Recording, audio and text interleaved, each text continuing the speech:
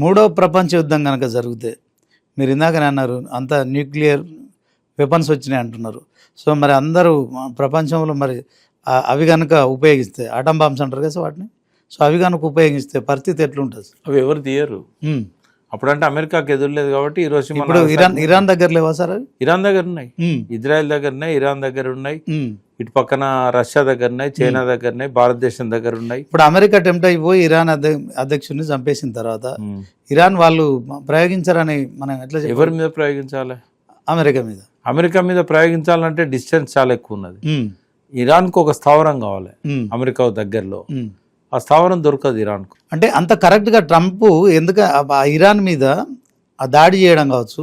So Iran already America స్థావరాలను గుర్తించింది, దాడి చేయబోతుందని వార్తలు వచ్చినాయి సార్. అమెరికా స్థావరాలు అంటే 700 స్థావరాలు దుబాయ్లో ఉన్నది, కువైట్లో ఉంది, ఖతార్లో ఉంది, బహ్రెయిన్లో ఉంది, కువైట్లో ఉంది, ఈ గల్ఫ్ దేశాల్లో ఉన్న స్థావరాలు, ఇరాన్కి అందుబాటులో ఉన్న దేశాల్లో ఉన్న స్థావరాలు, ఇట్లాంటి. ఇప్పుడు మన దగ్గర ట్రంప్ అంత కరెక్ట్గా ఆ కమేనీని ఎట్లా, ఆ సుప్రీం కమాండర్ని ఎట్లా మట్టు పెట్టగలిగింది? నెట్ఫ్లిక్స్లో బిన్ లాదెన్ మ్యాన్ హంట్ అని ఒకటి సీరియల్ ఉన్నది, 4 ఎపిసోడ్లు, అది చూడు తెలుస్తుంది.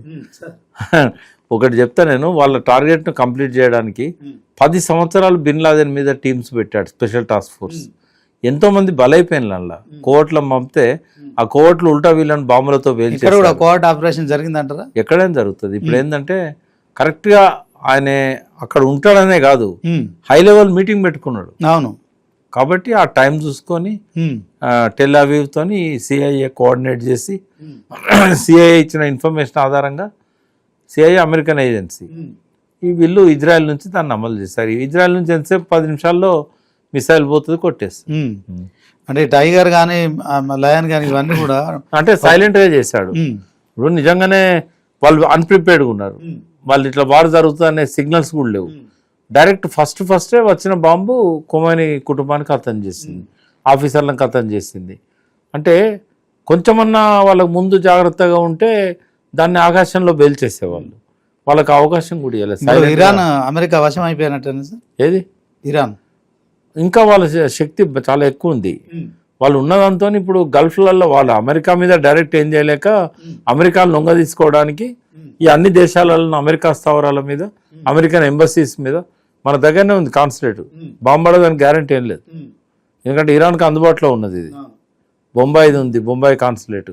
చెన్నై అంటే దూరం ఉంది, ఢిల్లీది ఉన్నది, వీటి మీదనే పడవచ్చు. ఇండియా మోడీ గవర్నమెంట్ పూర్తిగా అమెరికా తొత్తులాగా వ్యవహరిస్తున్నది, పడవచ్చు, ఎందుకు పడకూడదు? ట్రేడ్ అగ్రిమెంట్ కూడా చేసుకున్నది. మనం దేంట్లో లేకపోయినా మన మీద దాడి జరిగే అవకాశం అయితే ఉంది. దేని ఎందుకు లేదు, అమెరికా ట్రేడ్ అగ్రిమెంట్ చేసుకున్నది ప్రజల యొక్క ఇంట్రెస్ట్ లో వ్యతిరేకంగా. మరి మొన్న ప్రధాని నరేంద్ర మోడీ ఇజ్రాయెల్ వచ్చింది కదా, దానికి వచ్చిన తెల్లారే అయింది. ఇవన్నీ ఉంటాయి కదా, వచ్చిన తెల్లారే అమెరికా దాడి చేసింది కదా సార్. వచ్చిన తెల్లారే ఈ ఖొమైనీని చంపింది. అవును, అది అమెరికా దాడి కాదు, అది ఇజ్రాయెల్ దాడి. అమెరికా ఇజ్రాయెల్తో చేయించింది. అమెరికా స్థావరాలు ఎక్కడున్నాయో కూడా వాళ్ళు డైరెక్ట్ అటాక్ చేస్తారు. అందుకే ఖతార్ ఇవన్నిట్లో ఏంటంటే యుద్ధ విమానాలను అమెరికా వాటిని పేల్చేసింది ఇరాన్. ఎందుకు అంటే వాళ్ళ స్థావరాలన్నింటినీ ధ్వంసం చేయడం మొదలు పెడితేనే వీడు దారికి వస్తాడు, లేకపోతే దుబాయ్తో వాళ్ళకేం పంచాయతీ. అమెరికా పెట్టుబడులు ఉన్నాయి, ట్రంప్ పెట్టుబడులు ఉన్నాయి దుబాయ్లో, వాటి అన్నిటి మీద వాళ్ళు టార్గెట్ చేస్తారు. ఒకసారి తెలంగాణ గురించి కూడా మాట్లాడదాం. ఇప్పుడు ఏమైందంటే మన పశ్చిమ దేశాల నుంచే గోల్డ్ నిల్వలు ఎక్కువ వస్తాయి ఇక్కడికి. డైలీ 2 టన్నులు వస్తుంది గోల్డ్ ఎయిర్ కార్గో ద్వారా, అవి ఆగిపోయినాయి. దాంతో బంగారం ధరలు పెరుగుతున్నాయి. బంగారం ధర పెరగడానికి రెండో కారణం అంటే మొదటిది సప్లై తగ్గింది, విమానాల్లో వచ్చే గోల్డ్ ఆగిపోయింది. రెండవది ఏంటంటే ఈ పెళ్ళిళ్ళ సీజన్, ఇవన్నీ ఫంక్షన్లు. మూడవది ఏంటంటే ఇక్కడ స్టాక్ ఎక్స్చేంజ్లలో మొత్తం విలువలు పడిపోతూ ఉన్నాయి. ఒక రోజుకు 3-4 లక్షల కోట్లు నష్టపోతాను భారతీయులు, అలా తెలంగాణ వాళ్ళు కూడా ఉంటారు. అది తగ్గిపోతున్న కొద్దీ ఆ డబ్బులు రిలీజ్ చేసుకొని గోల్డ్ కొంటారు. గోల్డ్ రేట్ పెరుగుతూ ఉంది, 5,000 పెరిగింది మళ్ళీ మొన్న 3 రోజులలో. వెండి రేట్ పెరుగుతున్నది, ఇప్పుడు 3 లక్షలకు పోయింది వెండి. అంటే వీటన్నిటి మీద ప్రభావం ఉంటుంది. అల్టిమేట్గా తెలంగాణ మీద ఉంటుంది కదా వీటి ప్రభావం ఎకానమీ మీద. తర్వాత డీజిల్ రేట్, ఇప్పుడు లీటర్ క్రూడ్ ఆయిల్ ధర లీటర్కు ఒక ఎంతో కొంత పెరుగుతుంది. పెరగడంతో ఏమవుతుంది, డీజిల్ లారీలలో పోసుకోవాలి కదా, ట్రక్కులలో పోసుకోవాలి కదా, కొన్ని లక్షల ట్రక్కులు పోతాయి కదా రోజు నిత్యావసర వస్తువులు. ఇప్పుడు డీజిల్ ధర పెంచితే వాడు మన వస్తువుల ధర పెంచుతారు, ట్రాన్స్పోర్ట్ ఛార్జీలు పెంచుతారు. ట్రాన్స్పోర్ట్ ఛార్జీలు మళ్ళీ షేర్లు వీటి ధరలు పెంచుతారు, బియ్యం ధర పెంచుతారు. అన్ని ఎఫ్సీఐ గోడౌన్లోకి వెళ్ళి వేల లారీలు పోతూ ఉంటాయి, స్పైసెస్ ధర పెరుగుతుంది, అన్ని కూరగాయల ధరలు పెరుగుతాయి, ఆయిల్ ధరలు పెరుగుతాయి, అన్ని ధరలు పెరుగుతాయి. అంటే సామాన్యుల మీద ఎఫెక్ట్ పడుతుందా లేదా? మరి ఇవన్నీ కూడా యుద్ధం ఎఫెక్టే కదా. కాబట్టి వీళ్ళనంత తొందరగా యుద్ధం ఆపాలి, వీళ్ళనంత వరకు భారతదేశం ఆపగలుగుతారు సార్? ఇప్పుడు ప్రపంచ దేశాలు ఆపేటి ఇంకేం చేస్తే ఐక్యరాజ్య సమితిలో మెంబర్షిప్ ఉన్న వాళ్ళు సెక్యూరిటీ కౌన్సిల్లో. మన మోడీ ట్రంప్తో బాగా ఫ్రెండ్షిప్ చేస్తున్నాడు కదా. మోడీ ఆపలేడు, మోడీ గులాం అయిపోయాడు. ఎందుకంటే ఆయన గత్యంతరం లేని పరిస్థితితో, లేకుంటే మరి వాళ్ళకి నాకున్న ఒప్పందాలు ఏందో మనకు తెలియదు. మనకు బయటికి కనబడంత ట్రేడ్ డీల్ అయిందని కూడా అంటున్నారు. ట్రేడ్ డీల్ ఇప్పుడు మనం నష్టపోతున్నాం. అంటే బయటికి కనబడంత ఫేర్ ఉండడు మోడీ. ఇంకోటి ఇంటర్నల్గా ఒత్తిళ్ళు ఉంటాయి.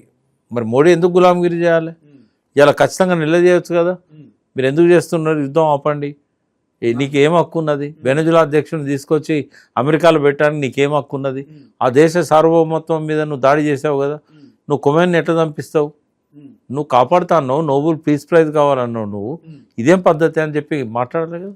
ఈయన విశ్వగురు అని కూడా మరి ప్రశాంత్ ఆ వాయిస్ లేదు కదా. మోడీ నా మిత్రుడు అని ఆయన చెప్తున్నాడు, మేము గులాం అని మేము అనుకుంటున్నాం.